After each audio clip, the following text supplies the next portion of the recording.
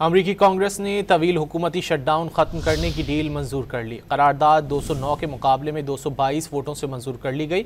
ये बिल पहले ही सेनेट से मंजूर हो चुका है और वाइट हाउस ने कहा है कि सदर ट्रंप आज इस पर दस्तखत कर देंगे, जिससे ये कानून नाफिज होगा और शटडाउन ख़त्म हो जाएगा। इस माहदे के तहत वफाकी हुकूमत को 30 जनवरी तक के लिए फंडिंग फराहम की जाएगी। ग़िज़ाई इमदाद की फरहमी, हज़ारों वफाकी मुलाजमीन की तनख्वाहें और फ़ज़ाई ट्रैफिक कंट्रोल का निज़ाम बहाल किया जाएगा।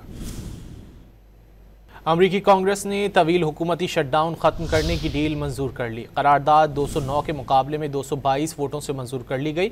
ये बिल पहले ही सेनेट से मंजूर हो चुका है और वाइट हाउस ने कहा है कि सदर ट्रंप आज इस पर दस्तखत कर देंगे, जिससे ये कानून नाफिज होगा और शटडाउन ख़त्म हो जाएगा। इस माहदे के तहत वफाकी हुकूमत को 30 जनवरी तक के लिए फंडिंग फराहम की जाएगी।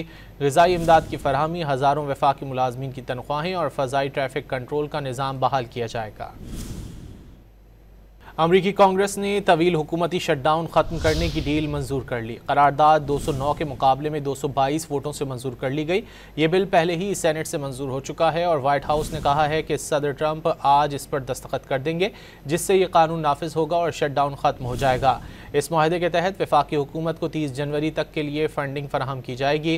ग़िज़ाई इमदाद की फरहमी, हज़ारों वफाकी मुलाजमीन की तनख्वाहें और फ़ज़ाई ट्रैफिक कंट्रोल का निज़ाम बहाल किया जाएगा।